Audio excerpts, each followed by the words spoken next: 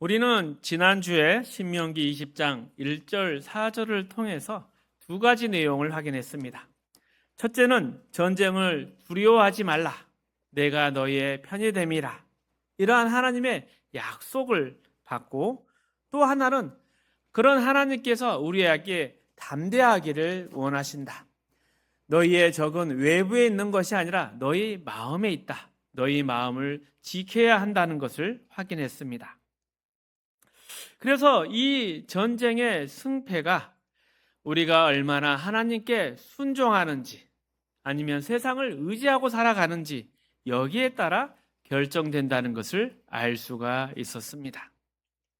물론 우리의 운명은 이미 결정되어 있습니다. 우리는 하나님의 자녀입니다. 하지만 눈앞에 보이는 이 싸움에 있어서는 우리의 믿음이 그 성패를 좌우하는 키가 될 것입니다. 이런 가운데 오늘 말씀을 보면 집을 짓고 낙성치 못한 자가 있느냐, 또 포도원을 만들고 그 과실을 먹지 못한 자가 있느냐, 너희는 집으로 돌아갈 것이다. 또 약혼하고 결혼하지 못한 자, 마음이 허약하고 두려워한 자는 돌아가라 라는 말씀을 볼 수 있습니다. 그런데 이 말씀을 들으면 어떤 생각이 드십니까? 이게 하나님의 우리를 향한 배려인가? 아니면 이런저런 이유로 변명하는 것에 대해서 하나님이 에둘러서 책망하는 것인가? 하지만 이것을 성경의 내용을 가만히 들여다보면서 묵상해 보면 이 말씀들이 얼마나 우리에게 복된 것인지를 알 수가 있습니다. 대표적인 예를 들어보겠습니다. 이스라엘 백성이 출애굽을 해서 가나안을 향해 갈 때 그 광야에서 아멜렉과 전투를 벌였습니다. 그때 이스라엘의 군대 지휘관은 여호수아였고, 모세는 그 뒤편 산 꼭대기에 올라가서 기도를 했습니다. 이때 모세가 손을 올리면 이스라엘이 이겼고, 모세가 손을 내리면 이스라엘 백성이 밀렸습니다. 이 장면에서 이 승패를 좌우하는 키가 무엇이었을까요? 먼저 이스라엘 백성이 얼마나 열심히 싸웠느냐, 이것은 승패의 키가 되지 않습니다.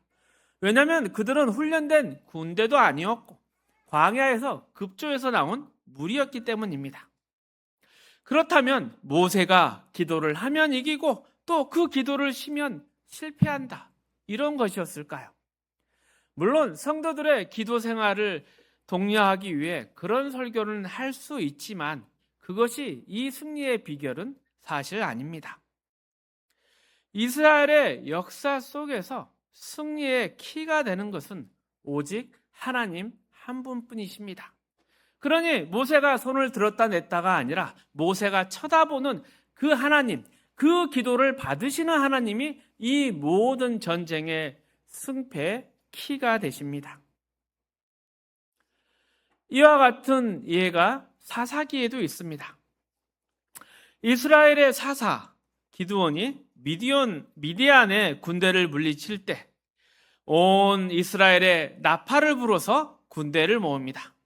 처음에 3만 2천 명이 모였습니다. 하지만 그때도 그들을 모아놓고 원하지 않는 자 돌아가라, 이렇게 말을 해서 2만 2천 명이 돌아가고 10,000명이 남았습니다. 그러더니 그 10,000명을 데리고 가서 개울가에 가서 물을 마시게 합니다. 어떤 사람은 개울에 입을 대고 마시는 사람이 있었고, 어떤 사람은 이렇게 손으로 물을 떠서 주변을 살피면서 마시는 사람이 있었습니다. 그래서 개울에 입을 대고 마셨던 사람을 돌려보냈더니 300명이 남았습니다.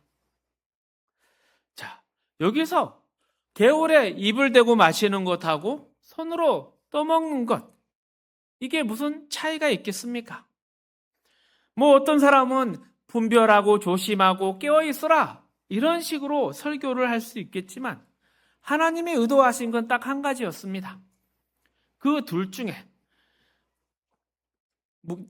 그 계곡물에 이렇게 입을 대고 마시는 자와 떠먹는 자, 그 둘 중에 적은 숫자를 남긴 것입니다. 손으로 떠먹는 자가 적은 숫자였기 때문에 그 숫자가 10,000명 쪽이 아니라 겨우 300명 쪽이기 때문에 그들을 남겼던 것입니다. 생각해 보십시오. 32,000명 이렇게 모였다가 300명이 남았습니다. 그러니 이 얼마나 터무니없이 적은 수입니까? 거기에 비해 미디안의 군대는 허다한 메뚜기 떼와 같다고 표현하고 있습니다. 우리가 실제로 보기는 어렵지만 영화에서 보면 어마어마한 시커먼 구름 같은 메뚜기 떼가 내려와서 한순간에 농작물을 다 먹어치우는 것을 본 적이 있지 않습니까? 단지 300명의 기드온 군사가 가서 그렇게 많은 미디안 군대를 물리친 것입니다. 그런데 그 물리친 방법을 생각해 보십시오. 밤에 가서 뭔가 기관총을 들고 간 것이나 잘 들은 칼을 들고 간 것이 아니라 항아리에다가 횃불을 감추고 거기다가 한 손에는 나팔을 들고 가서 이겼습니다. 이게 제대로 된 전쟁이겠습니까? 항아리를 깬다고 해서 거기 가서 나팔을 분다고 해서 적들이 겁을 먹고 자기네끼리 서로 쳐 죽였다. 이것이 무엇을 의미하겠습니까? 300명의 특공대가 놀라운 전술로 이겼다. 이것이 아니라 하나님께서 이 전쟁을 치르는 데 있어서 숫자나 무기는 아무런 의미가 없다. 오직 하나님만이 이 전쟁의 승리자가 되신다는 것을 보여주는 것이죠. 그러니 우리가 어떠한 전쟁과 문제 앞에서 오직 하나님만이 그 승패를 좌우하시고 그 결정권자가 되신다고 생각한다면 우리는 어떤 생각을 해야 할까요? 문제가 생기거나 그러한 선택의 순간이 되면 하나님이 과연 내 편이 되어 주실 만한 이유가 무엇이 있는가? 나는 과연 하나님의 사람으로 살아가고 있는가? 그것을 생각하는 게 지극히 합당한 것이죠. 우리는 늘 살면서 오늘이 가장 어렵다고 푸념합니다. 하지만 약 올리려고 하는 것은 아니지만 아무리 생각해봐도 오늘이 가장 좋은 날입니다. 이렇게 나와 예배드린 날이 가장 좋은 날입니다. 왜 그럴까요? 사실 우리는 믿음이 있다고 말하지만 속으로는 또 세상에서는 얼마나 우리의 방법, 세상을 믿고 살아가고 있지 않습니까? 세상 사는 거 어렵고 만만치 않지만 그 가운데 우리의 마음도 계속 그 세상을 따라 흔들리는 것을 볼 수 있습니다. 말로는 예수 믿는다 하지만 사실은 늘 세상 믿고 살아가는 우리의 인생살이입니다. 돈을 믿었었고 내 능력을 믿었었고 내 건강을 믿고 살아왔습니다. 세상의 조건, 이 환경이 내 믿음의 든든한 배경이었을지 모릅니다. 그러다가 이제 나이가 들고 돈이 떨어지고 상황이 어려워지니 어쩔 줄 몰라 발을 동동 구릅니다. 하지만 가만히 생각해 보십시오. 성경이 말하는 믿음으로 산다는 것, 이것이 얼마나 대단한 것인지. 돈을 요구합니까? 뭔가 젊음이나 건강을 요구한답니까? 그냥 누가 인정하든 뭘 하든 오직 믿음으로 산다는 것은 그 모든 것들과 상관이 없습니다. 그러니 굉장히 다행스러운 것이죠. 우리는 오직 믿음으로 사는 사람입니다. 그래서 오늘 이 어려움 덕분에 우리가 하나님 앞에 다시 돌아온 것입니다. 모두가 다 잘 살고 늘 평안하면 좋겠죠. 그런데 주머니에 돈이 채워지면 과연 무엇을 합니까? 돈 생기고 건강해지고 편안해지면 정말로 주님 위에 봉사하고 또 청직으로서 하나님 자녀답게 살아가고 있습니까? 만약 그러하다면 하나님이 우리에게 복을 내려주실 것이죠. 그런데 그런 삶이 아니라면 차라리 지금 오늘 이 어려움이야말로 진짜 복일 수 있습니다. 신명기 내에 하나님께서 말씀을 하십니다.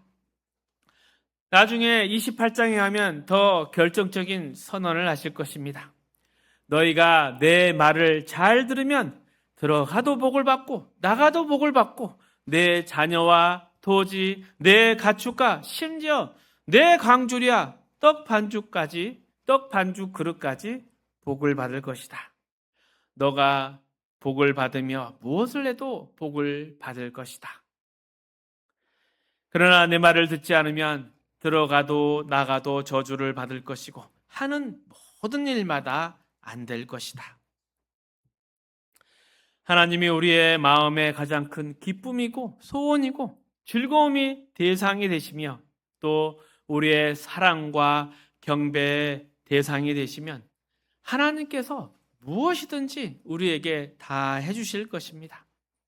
그런데 그렇지가 않다면 하나님은 늘 우리를 흔들어 놓을 것이고 방해를 하실 것입니다.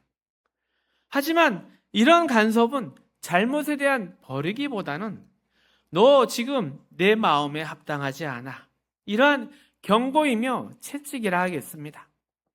그런데 그게 우리에게 복이 되는 것입니다. 지금 당장 어려워서 내가 어쩌다 이렇게 됐을까? 이렇게 탄식하겠지만 지금의 오늘은 하나님께서 우리에게 다시금 기회를 주시는 시간이고 하나님의 사람으로 살지 못한 과거를 반성하는 시간이고 또 앞으로 새롭게 우리의 마음을 다잡게 되는 하나님의 손길인 것을 알게 되면 오늘 하루가 바로 복된 것입니다. 그런데 그런 마음과 그러한 결단 없이 계속 살아간다면 하나님께서 심판과 채찍의 매를 드실 것입니다. 그런데 가만히 살펴보면 하나님이 우리를 방치하지 않으시고 지금 매를 들고 있다는 것, 지금 너가 잘못하고 있다 이렇게 책망하시는 게 우리에게 복이라는 것을 깨달아야 합니다. 망하게 하고 영원한 죽음으로 나아가지 않도록 하나님이 계속해서 우리를 잡고 흔들고 계십니다. 이것을 무시한다면 어떻게 되겠습니까? 기근과 전쟁이 일어나고 적들이 찾아와서 우리가 모두 뿌리가 뽑히고 이 땅에서 쫓겨나가게 되는 일이 생길 것입니다. 이것은 모두 하나님이 우리를 사랑하기 때문에 일어난 일들입니다. 이러한 경고의 말씀, 그리고 거기에 따른 불순종, 그것이 구약이 적힌 이유입니다. 이스라엘의 역사입니다. 그런데 그것들은 살펴보면 이스라엘을 버리기 위한 것이 아니라 이스라엘을 하나님이 원하시는 자녀로, 백성으로 만들어가기 위해서 버리신 일들입니다. 그러니 우리도 잘 생각해 봐야 합니다. 우리가 어떻게 살아야 하나님의 기쁨이 되며 하나님이 우리 편이 되어 주실 것인가? 오늘 겪는 이 어려움에 대해서 잘잘못 따지며 낙심할 때가 아닙니다. 분명히 하나님께서 우리에게 기회와 복을 주셨는데 우리의 삶의 길이 과연 하나님 기뻐하신 길인가? 이것을 돌아봐야 하고 또 하나님이 내게 주신 그 생명의 길, 그 진리의 길로 내가 나아가고 있지 않는가? 이것에 대한 점검이 필요할 때입니다. 당장의 눈앞의 문제에 대해서 울며 불며 매달릴 것이 아닙니다. 하나님이 기뻐하시는 삶이 될 수 있도록 우리가 바뀌어야 합니다. 우리의 하나님의 자녀다운 모습이 회복되어야 합니다. 편안할 때 주님을 멀리했으나 위기 가운데 비로소 주님 앞에 나오는 것, 이것은 복입니다. 세상 헛된 것에 마음 빼앗겨 멸망하는 것보다는 잠시의 고난을 통해 괴로움을 맛보고 주님의 품으로 다시 돌아온 것이 훨씬 더 복입니다. 사사기의 내용을 한번 살펴보십시오. 이스라엘 백성이 하나님 앞에 불순종했기 때문에 계속된 패배와 이방 민족의 침략과 지배 가운데 살게 되었습니다. 그것은 이스라엘 백성이 계속해서 하나님의 말씀을 무시하고 하나님의 마음에 합당하지 않는 길로 나아갔다는 지적들입니다. 이스라엘 백성이 그것을 깨닫지 못했기 때문에 결국은 바벨론 포로가 되는 지경까지 나간 것입니다. 이 역사적 교훈을 우리는 이미 알고 있고 또 어떻게 해야 하나님이 기뻐하시는가 알고 있습니다. 그러니 우리의 삶을 통해서 하나님의 기뻐하심과 그 영광이 드러나도록 우리는 자꾸 하나님의 사람됨으로 나아가고 훈련하고 노력해야 합니다. 이것이 오늘의 본문의 말씀이 주고 있는 첫 번째 교훈입니다. 그리고 더 나아가 생각하면 5절에서 7절까지의 말씀, 집을 지어놓고 아직 들어가 살아보지 못한 사람, 또 포도원을 갖고 놓고 그 열매를 따먹지 못한 사람, 또 약혼해놓고 결혼을 못한 사람은 돌아가라. 마음이 허약한 자도 돌아가라. 이러한 내용 안에서 하나님의 마음을 좀 더 깊이 알 수가 있습니다. 그저 우리를 편드시고 또 우리의 삶에 대해서 옳고 그름을 심판하시는 그런 것이 아니라 우리에게 주시고자 하는 하나님의 복을 이 말씀을 통해 알 수가 있습니다. 전쟁에서 이기고 병에서 낫고 형벌과 저주와 심판을 면하게 하는 그런 부정적이고 소극적인 복을 넘어서서 하나님은 우리의 편이 되어 주셔서 하나님의 백성이 자녀가 누릴 수 있는 그 풍성한 삶의 유익들을 누리기를 원하십니다. 세상이 줄 수 없는 참으로 즐겁고 기쁘고 충만한 삶입니다. 그래서 예수 믿는다는 것은 나중에 천국 가서 모두 가로 세로 반드시 줄을 맞춰 앉아서 매일 찬송하고 기도하고 그렇게 엄숙하게 지내는 것만이 아닙니다. 그것은 예수 믿는다는 것을 그 기쁨을 너무나 관념적으로만 이해해서 생긴 오해입니다. 천국은 아름답고 거기에는 기쁨의 문화가 있습니다. 축제의 문화가 있습니다. 예수님이 제자들과의 그 마지막 만찬에서 내가 너희와 천국에서 함께 이 기쁜 잔치를 누릴 때까지 나는 다시는 포도주를 마시지 않겠다. 이 말씀을 하셨습니다. 그러니 주님과 함께하는 천국에는 함께 포도주를 마실 참된 기쁨과 즐거움이 가득할 것입니다. 또한 하나님께서는 우리를 육체로 만드셨고 우리에게 아름다운 자연과 문화를 주셨습니다. 또한 우리를 설득하러 오실 때는 하나님은 기쁨과 슬픔으로 늘 인간의 희로애락 가운데 우리를 대하고 계십니다. 단순히 법적으로 옳고 그런 것이 아니라 어떠한 지식과 정보로 우리를 대하시는 것이 아니라 절절한 마음으로 눈물과 호소로 늘 찾아오십니다. 하늘이여 들으라, 땅이여 들으라, 이렇게 하시면서 찾아오십니다. 그런데 우리는 그런 하나님의 인격적인 모습, 하나님의 마음을 놓칩니다. 하나님은 우리를 전인격적으로 사랑하시고 우리를 찾아와 설득하십니다. 그러니 하나님이 우리에게 주시려고 하는 것은 무엇입니까? 바로 우리의 기쁜 삶입니다. 내가 옳았기에 내가 누리는 그런 자기만족 같은 것이 아닙니다. 하나님과 더불어 살 때 하나님이 우리에게 주신 그 생명의 기쁨, 그 만족은 그저 우리의 정서적, 우리의 정신적 이런 차원이 아니라 우리의 전인격적인, 우리의 육체까지 포함한 모든 것을 의미합니다. 생명이 하나님 안에서 생명답고 기뻐하는 것, 이것이 성경이 우리에게 가르쳐 주고 싶어하는 복이며 진리입니다. 그렇다면 우리가 왜 하나님께 전쟁에서 이기게 해달라고 또 우리를 지켜달라고 기도를 하겠습니까? 그것은 우리가 하나님의 사람으로서 하나님의 자녀로서 가치 있는 존재가 되어야 하기 때문입니다. 하나님의 사람으로서 마땅히 누려야 할 복을 누리기 위해서입니다. 그리고 그 복을 누릴 수 있도록 신명기는 계속해서 우리에게 순종하라, 순종하라 말하고 있는 것입니다. 이 전쟁에서 이겨야 하고 또 내 힘으로 뭔가 지켜야 하는 그런 것이 아니라 하나님이 나를 지켜주시고 내게 주시는 모든 것을 누릴 수 있도록 하나님 우리를 지켜주십시오. 그러면서 이 전쟁 가운데 담대하게 임하는 것입니다.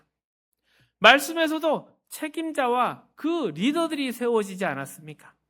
그러한 책임이 있는 자로서 이 복을 지키기 위해 전쟁으로 나아가는 것입니다. 하나님이 우리에게 주시려는 것은 세상이 주는 것과 차원이 다릅니다. 세상이 주는 것과 차원이 다릅니다. 세상은 어떻습니까? 자꾸 남을 괴롭히고 못되게 구는 것을 쾌락이고 즐거움이라고 가르치고 있습니다.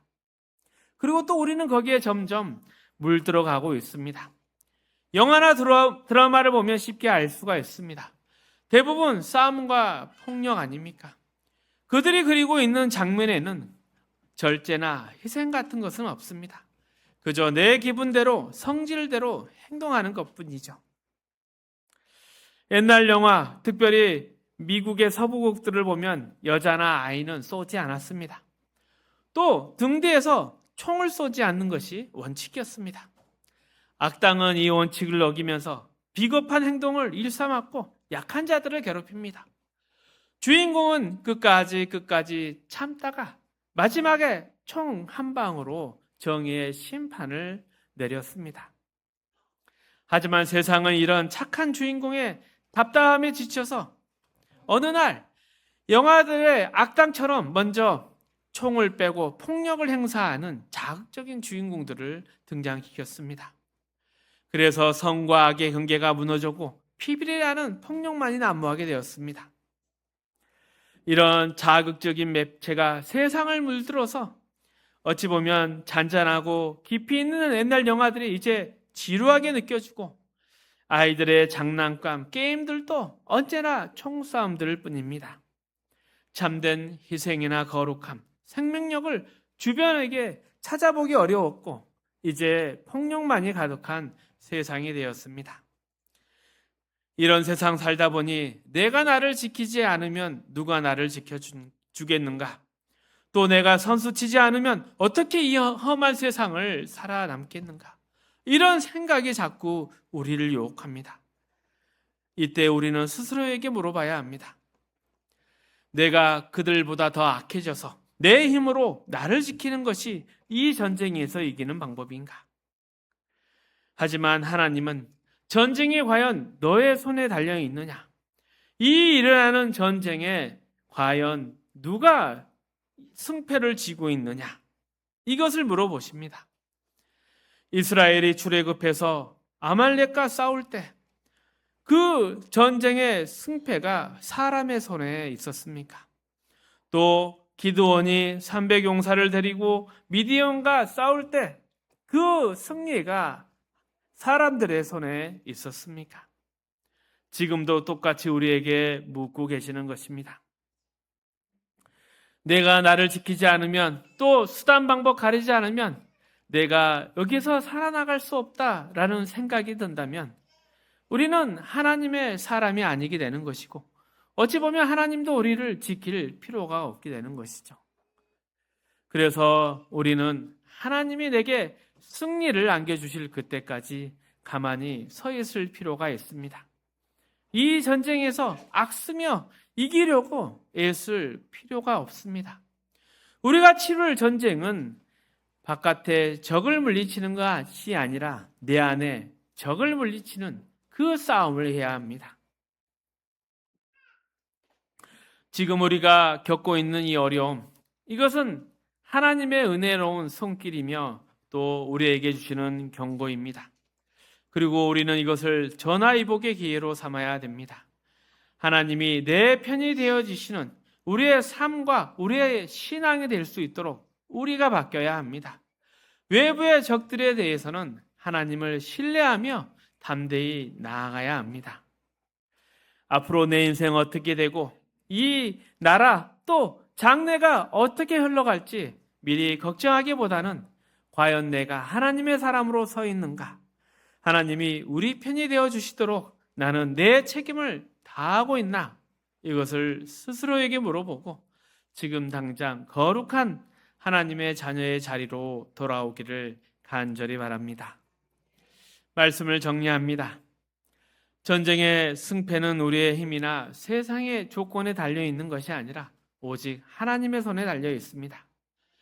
이스라엘이 아말렉과 싸울 때, 기드온이 미드온과 싸울 때 사람의 숫자나 무기가 아니라 오직 하나님이 함께 하셨기에 승리할 수 있었습니다. 우리는 입으로 믿음으로 산다 말하지만 실제로는 돈이나 건강, 세상의 것을 의지하며 살아갈 때 많습니다.